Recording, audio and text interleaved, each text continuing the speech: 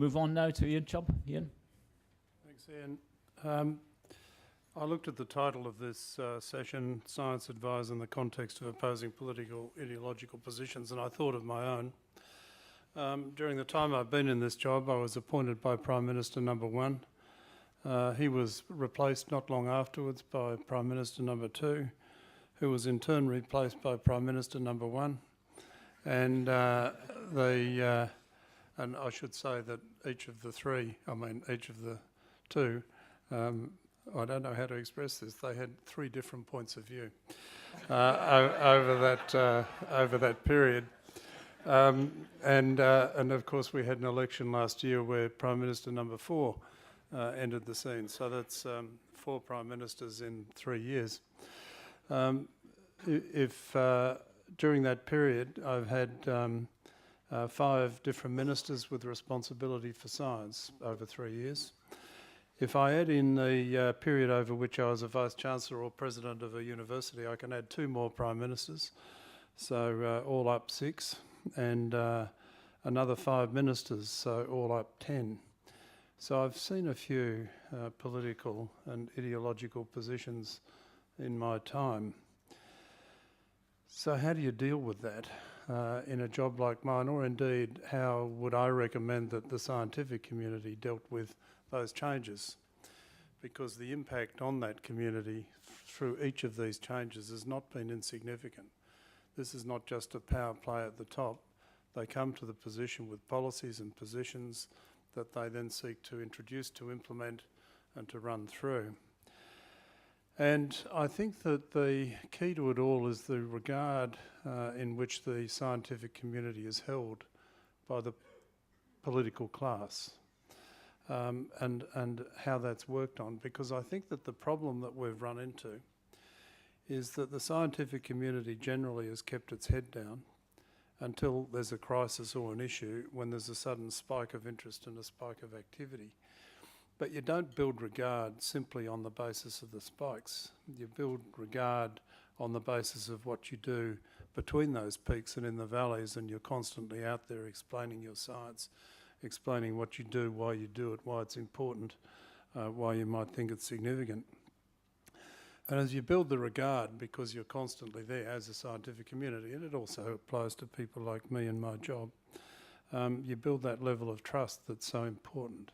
It's been mentioned a lot before today, and I don't think that we can underestimate the significance of that word trust in this context particularly, but of course through our lives differently, but in this particular context it's critically important, so that when representatives of the scientific community, or when somebody like me gives advice to any one of those Prime Ministers or any one of those ministers, that minister, whatever their background, will already have some sense that the scientific community plays with a straight bat, to use a term that only about a quarter of the room will understand. It's a cricketing term. They wouldn't understand that in New Zealand.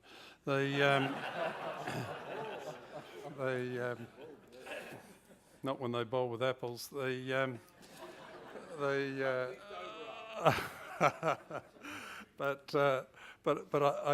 I do think it's important that that's a well understood part of the political process. So that requires the scientists to play that game properly, to do what they do well, to do it conscientiously, to do it ethically, to try to reach high standards, to be dispassionate, not themselves to politicise it. It is inevitable that the outcome of the science will be political when some of those spikes and peaks arise. You can think of vaccination, climate change, a lot of things have been mentioned during the course of the day, and I won't repeat the list, but it does become political.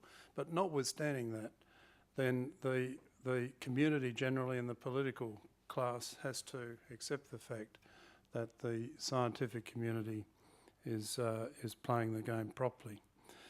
It is true that there are a number of issues where, and we all stumble across them, where science is brought in too late and the wrong questions and so on that Ian mentioned.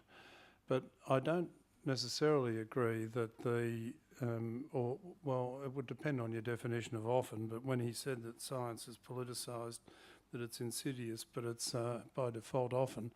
That could be true in many instances, but it's not true in a number that we can think about.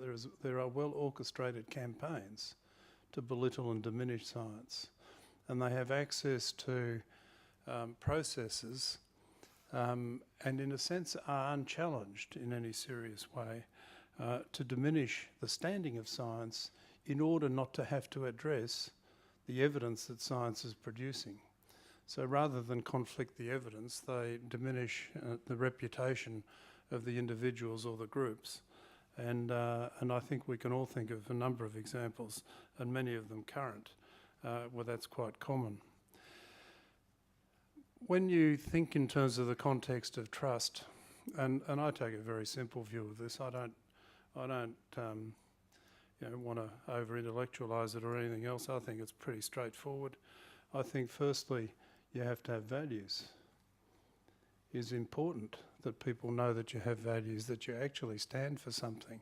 That goes for the scientific community at large and the way we handle the scientific community, as it were, also the scientific governance. But I think having values is important. I think being consistent is important. And I always used to say to some of my colleagues, it's easier to be consistent when you're defending your values because you don't have to remember tomorrow what you said today because it's consistent. And you will automatically remember it. I think that the scientific community does have to be open. It's got to be probably more open and out there than it was.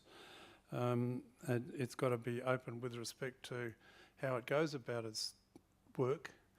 That the majority of the Australian community, for example, and I'm sure it's common in many countries, do not understand how science works in any intimate way.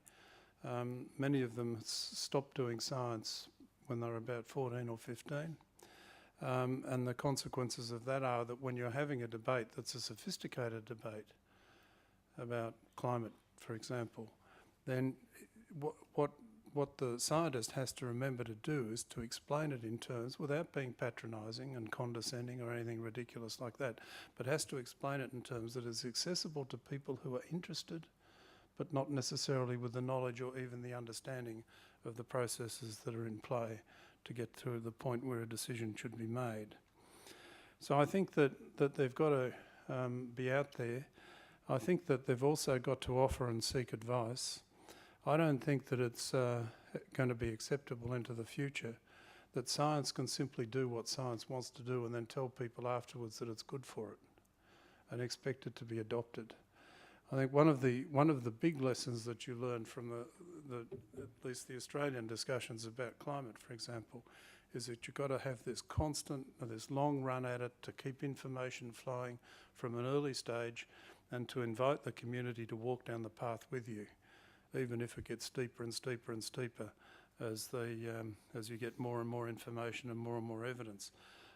But if you wait till you're at the top of the hill and then yell out to somebody way down there, come and join me, it's great up here, more times than not they'll find a reason not to. And I think that we've neglected that. And part of the job that I have in Australia is to be a person who advocates for science as a whole at a high level, not particular aspects of science, because I don't think it would be appropriate to be an advocate for a particular part of it. A lot of the advice that I get, some of it is well received, but I think that it's important that we be out there and that we talk and that scientists do as well. But in a role like mine in Australia, part of the job is to synthesise the evidence as it's coming in, to sort of, as it were, break through the highly technical, the natural instinct of most scientists, including myself when I was active, to say, I'm pretty certain that, rather than I know absolutely that, or I have high confidence that, or because you need to be able to get the message to politicians that we don't deal with absolute certainties, but we do deal with probabilities, and getting the level of probability out there and in a sensible way is important. And again, it has to be presented accessibly. Now, the Australian Parliament, for example, has something like 350 odd politicians in it. and about 20 or so of them have any science backgrounds at all. So we need to remember when we are dealing with prime ministers, ministers, the other politicians, that by and large we're dealing with people who want to do something good. They do want to be re-elected, that's true, and probably in the same order of the three that was mentioned earlier by Gordon. But the real issue is that you've still got to get to people who want to do something good, who want to understand, and they need to be helped through what can be very technical and very difficult and complex issues. And the world is increasingly complex. We're not going to be able to have simple solutions to some of these big problems anymore. We are going to have to get out there and explain how these pieces fit together and how complexity is actually a part of our life and how we analyse it, build the evidence to seek to understand, and then take it forward with advice, I think is quite important. So how should scientists behave when there is political conflict?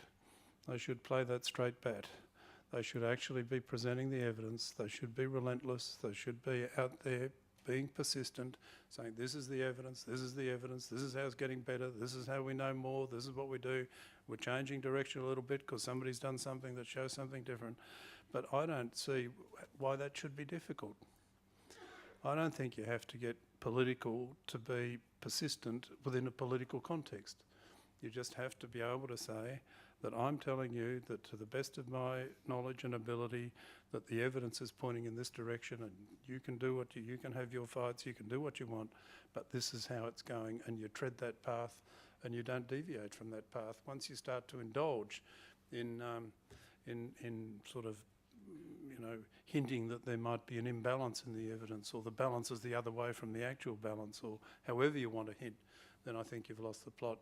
You lose the trust, you lose the regard, you lose your usefulness, and you become just a hobby. Thank you.